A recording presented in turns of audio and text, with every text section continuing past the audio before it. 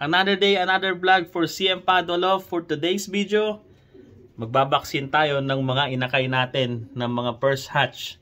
Yan yung 14 na piraso para sa ipapadala natin sa Hoosier Classic. Ayan o, nakita nyo ba yung ating sombrero? Nakaterno sa ating vlog today. Ayan. Samahan nyo ako sa malamig na gabi na to. sobrang ginaw dito sa labas.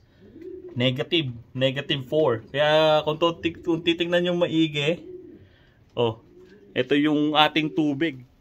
Ayan yung madumi natin tubig. Nag-frozen na siya. Ayan mga ninong.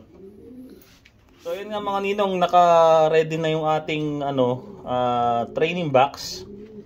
Bali, ipapasok natin to dito sa mahiwagang pinto ng Narnia. Ayan. Pasok natin. Ayan yung stock birds natin. Ayan. Na medyo madami. Ayan o. Ito yung mga ninong. Pero ano naman yan? Healthy naman sila kahit ganyan sila kadami dyan. Ayan. Dito tayo dumako sa breeding station natin. Ewan ko lang kung may mga nangitlog na rito sa second clutch natin. May mga nakaupo na, pero hindi ko alam kung may mga itlog na. Pero ito ata si guard, ano to? Meron na, meron itlog?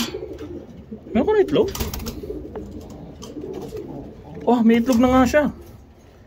Ayan Ninong. Mga ninong, yan na yung yung second clutch natin, meron ng may itlog na. Ayan, may itlog na siya. Galing Ang tuloy nito talaga mga itlog na ito. Dito sa baba, wala pa din. Dito sa kabila, wala pa din. Dito, may sa kabila. Yan natin dito kay Lucky 95. Ay, may itlog na. May itlog na po siya. Ayan po. Ayan May itlog na. Ando sa likod. Hindi ko na anin. Dito. Wala pa. Gumagawa pa lang to. Ayan, mga ninong.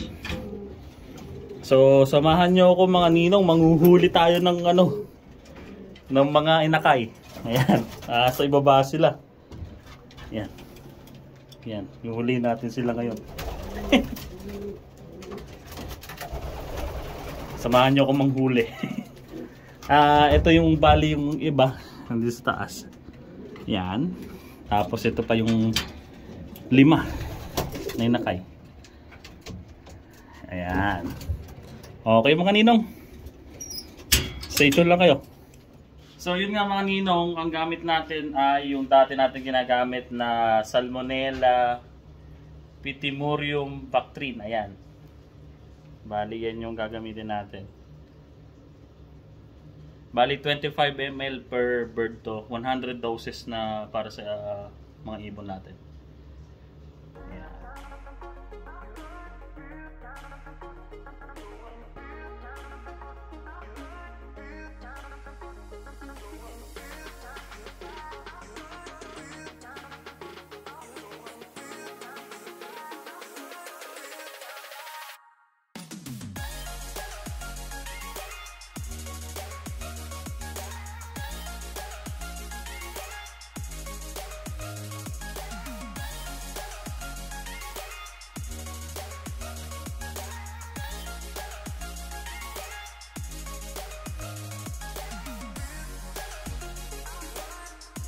So yun nga mga ninong, hindi ko na natapos yung video natin.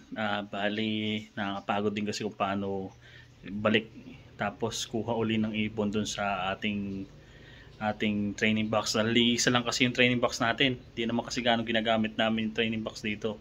Bali, kung papadala lang din kami ng ibon ay sa shipping box. 14 na ibon yung sinaksakan natin. Hindi ko na naipakita sa inyo dahil kasi limited lang yung oras natin dahil hiniram lang natin yung time ni Utol. Yun yung utol ko.